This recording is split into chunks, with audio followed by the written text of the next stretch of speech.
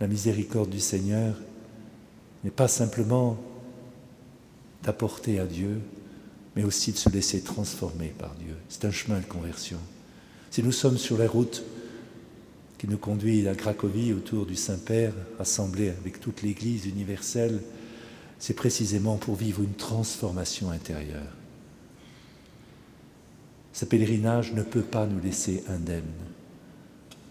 Nous avons, nous aussi, à être quelque part blessés, mais d'une blessure d'amour par le Seigneur. Une blessure qui ne se cicatrise jamais, qui nous met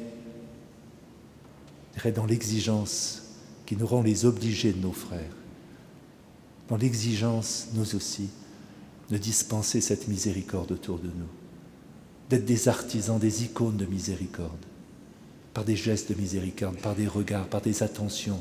Et cela, nous avons l'occasion de le vivre dans ce grand chemin où marchons ensemble sur la route de Cracovie.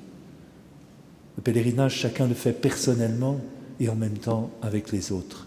Et ce que nous avons à vivre entre nous à travers les échanges, les partages, les moments de prière, d'adoration, eh bien nous aide à prendre conscience que nous avons besoin les uns des autres et que nous sommes et nous devons être des témoins de miséricorde vis-à-vis de nos frères et sœurs.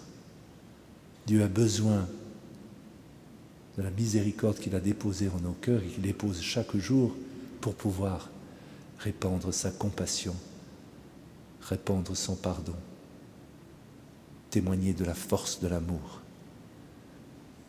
Marie, oui, choisit en son annonciation, Marie qui rentre par le cœur de son Fils qui s'ouvre sur l'humanité et sur elle en premier lieu, Marie qui rentre dans le cœur de Dieu, Marie aussi.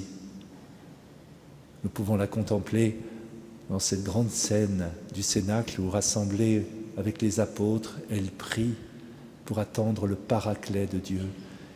Et l'Esprit se dépose sous la forme de ces langues de feu sur chacune des têtes des apôtres, comme on le représente si souvent dans l'iconographie. Marie fait l'expérience d'une puissance d'amour. Et comme les apôtres, et au cœur des apôtres, au cœur de l'Église, Marie devient témoin de la miséricorde.